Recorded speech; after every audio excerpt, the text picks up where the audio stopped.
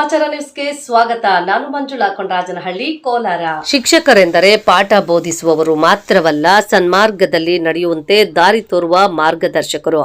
ಪಠ್ಯದ ಜೊತೆಗೆ ಜೀವನ ಮೌಲ್ಯ ತುಂಬುವ ಗುರುಗಳು ಹಾಗೂ ಕಣ್ಣಿಗೆ ಕಾಣುವ ದೇವರು ಅಂದ್ರೆ ವಿದ್ಯೆ ಹೇಳಿಕೊಟ್ಟ ಗುರುಗಳು.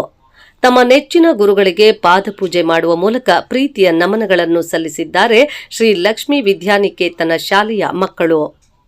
ಶಿಡ್ಲಘಟ್ಟ ತಾಲೂಕಿನ ಚಿಕ್ಕದಾಸರಹಳ್ಳಿ ಗ್ರಾಮದಲ್ಲಿರುವ ಶ್ರೀ ಲಕ್ಷ್ಮೀ ವಿದ್ಯಾನಿಕೇತನ ಶಾಲೆ ಆವರಣದಲ್ಲಿ ಶಿಕ್ಷಕರ ಸಹಕಾರದೊಂದಿಗೆ ಶಾಲೆ ವಿದ್ಯಾರ್ಥಿಗಳಿಂದ ವಿಜ್ಞಾನ ವಸ್ತು ಪ್ರದರ್ಶನ ಹಾಗೂ ಸರಸ್ವತಿ ಹೋಮ ಕಾರ್ಯಕ್ರಮವನ್ನು ಹಮ್ಮಿಕೊಳ್ಳಲಾಗಿತ್ತು. ಕಾರ್ಯಕ್ರಮದಲ್ಲಿ ಶಾಲಾ ವಿದ್ಯಾರ್ಥಿಗಳು ತಮ್ಮ ನೆಚ್ಚಿನ ಗುರುಗಳಿಗೆ ಪಾದಪೂಜೆಯನ್ನ ಮಾಡಿ ಪ್ರೀತಿಯ ನಮನಗಳನ್ನು ಸಲ್ಲಿಸಿದ್ದಾರೆ. ಈ ಕಾರ್ಯಕ್ರಮದ ಉದ್ಘಾಟನೆಯನ್ನು ಶ್ರೀ ಲಕ್ಷ್ಮೀ ವಿದ್ಯಾನಿಕೇತನ ಶಾಲೆಯ ಸಂಸ್ಥಾಪಕ ಎನ್ ದೇವರಾಜ್ ಅವರು ದೀಪ ಬೆಳಗುವುದರ ಮೂಲಕ ಚಾಲನೆ ನೀಡಿ ಮಾತನಾಡಿದ ಅವರು, ಈಗಿನ ಕಾಲದಲ್ಲಿ ವಿಜ್ಞಾನ ಎಷ್ಟೇ ಮುಂದುವರೆದರೂ ದೈವಬಲ ಎಂಬುದು ಬಹಳ ಮುಖ್ಯವಾಗಿದೆ.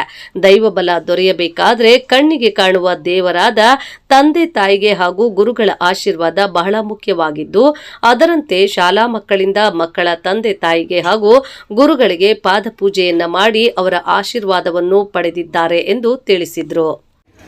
ಏನಿದೆ ಈ ದಿವಸ ಸೈನ್ಸ್ ಎಕ್ಸಿಬಿಷನ್ ಅಂತೇಳಿ ಸೈನ್ಸ್ ಎಕ್ಸ್ಪೋ ಅಂತ ಒಂದು ಕಾರ್ಯಕ್ರಮ ಮಾಡಿದರು. ನಮ್ಮ ಶಾಲಾ ಶಿಕ್ಷಕರ ಜೊತೆಯಲ್ಲಿ ಎಲ್ಲ ಮಕ್ಕಳೆಲ್ಲ ಸೇರಿ ಸೈನ್ಸ್ ಎಕ್ಸಿಬಿಷನ್ ಮಾಡಿ ಜೊತೆಯಲ್ಲಿ ಇವತ್ತು ಶಾರದಾ ಹೋಮ ಅಂತೇಳಿ ಮಾಡಿದ್ವಿ. ಜೊತೆಯಲ್ಲಿ ಈಗ ಎಷ್ಟೇ ಸೈನ್ಸ್ ಮುಂದುವರೆದಿದ್ರು ದೈವಬಲ ಬೇಕೇ ಬೇಕಾಗುತ್ತೆ. ಹಾಗಾಗಿ ಇವತ್ತು ದೈವಬಲ ನಮ್ಮ ಇದ್ದೇ ಇರುತ್ತೆ ಎಲ್ಲರೂ.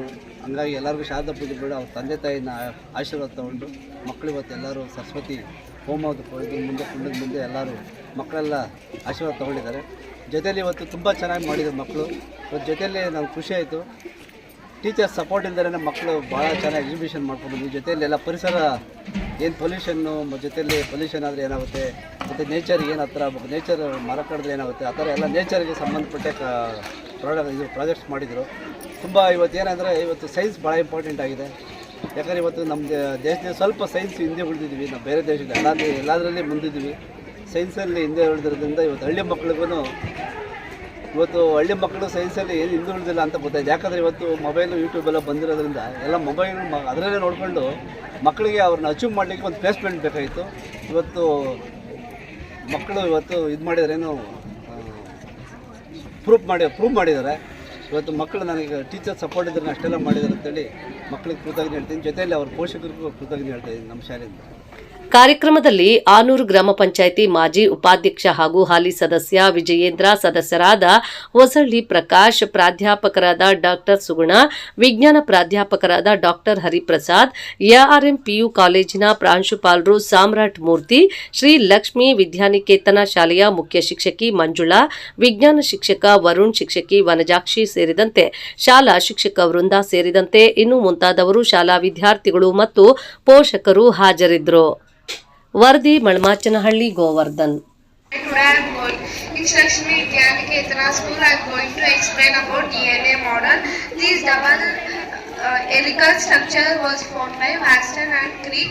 The function of DNA is to store all genetic information of an organisms to develop the function and